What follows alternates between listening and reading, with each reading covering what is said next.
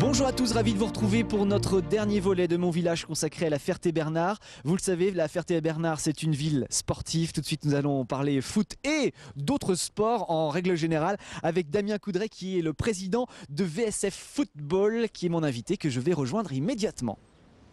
Bonjour Damien. Bonjour. Je vais faire mon Yannick Morfin pendant quelques instants. On va parler de football puisque le football c'est quelque chose de très important à la Ferté-Bernard. Combien de joueurs dans votre club ?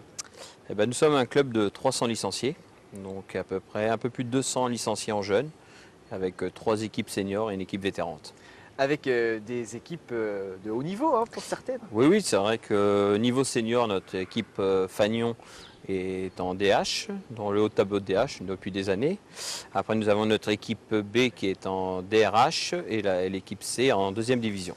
Donc vous êtes bien équipé en plus, vous avez 4 terrains je crois. Oui, alors en fait on a que 3 terrains en herbe et un terrain stabilisé. Donc on a un très beau complexe sportif auprès du lac, donc avec un terrain d'honneur avec tribune qui vont être refaites cette année en plus. On va avoir des nouveaux locaux dès le mois d'octobre. On va reparler de foot dans quelques instants avec le tournoi international qui arrive à grands pas, ce sera à Pâques je crois. Mais on va parler des autres sports, on ne pratique pas que le foot à la Ferté-Bernard. On fait du vélo, on fait de tout. Oui, en fait c'est vrai que la Ferté est une ville très très sportive, donc, dont le slogan « La ville qui aime le sport ». Donc le VSF est un club omnisport, il y a aussi bien judo, tennis, tous les sports collectifs. Donc on a des belles salles de sport aussi pour accueillir tout ce qui est hand, volley, basket. Donc, mais c'est vraiment quelque chose, la ville a vraiment mis l'accent côté sport sur la Ferté.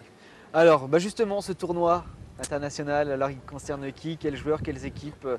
Alors c'est la 35e édition de notre tournoi international, donc qui se déroule tous les ans à Pâques.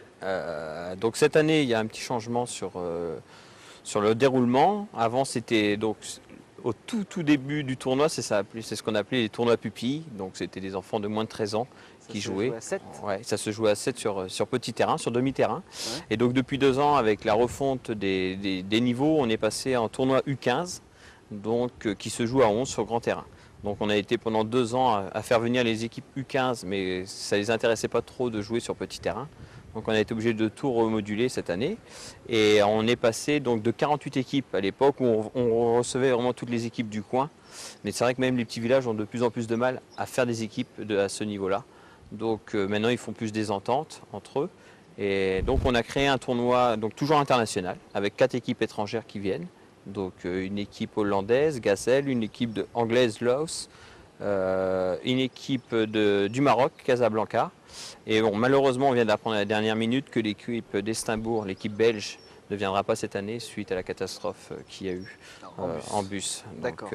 Donc on est en train de rechercher une 4e équipe. Ça fait du boulot, vous êtes combien de bénévoles pour tenir le club? C'est vrai qu'on est, on va dire, une 50aine de bénévoles sur toute la section, que ce soit aussi bien des jeunes, des vétérans, l'équipe senior, avec aussi bien les personnes qui s'occupent des buvettes, de la billetterie. Donc c'est vrai que c'est une grande famille. Ouais. Tout le monde se connaît depuis toujours. Voilà, c'est un club qui est assez uni, donc c'est vrai que c'est de plus en plus dur, on a du mal à trouver des bénévoles, c'est de plus en plus fatigant pour les gens. Mais je vois comme là sur une édition comme le tournoi de Pâques, on a toujours notre petite équipe. Donc il y a des jeunes qui l'ont rejoint, donc ils l'ont redynamisé un petit peu. Et je pense qu'on va avoir un beau tournoi. Donc avec puis des belles équipes qui viennent aussi. On a l'équipe du Mont FC qui va venir, l'équipe de Sablé, de Coulennes, l'équipe d'un peu plus loin, Mondeville qui vient. Donc c'est vraiment. À part ce tournoi, d'autres grands événements sportifs à ne pas rater cette année à la Ferté-Bernard? Nous déjà on va essayer de ne pas rater notre fin de saison. Déjà, ouais. De bien finir. On était bien placé il y a encore un mois, mais on a eu beaucoup de blessés. Et l'effectif était un petit peu court cette année. Et donc là on est 4e du championnat. Donc, bon, c'est pas mal quand même. Oui, non, c'est très bien. Donc non, mais après il y a beaucoup, il y a le raid.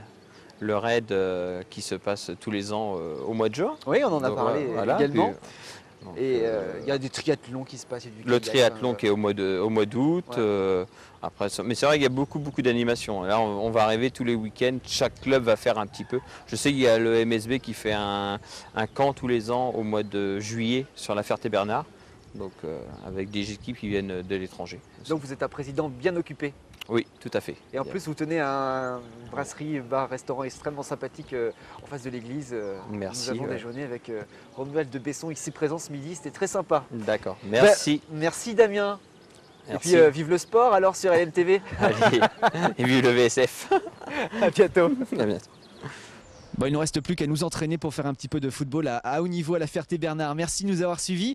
On va passer le week-end tranquillement avec l'infiltré comme d'habitude et j'aurai le plaisir de vous retrouver lundi avec cette fois-ci au programme de mon village, Mamers à l'honneur. Excellent week-end et à lundi prochain.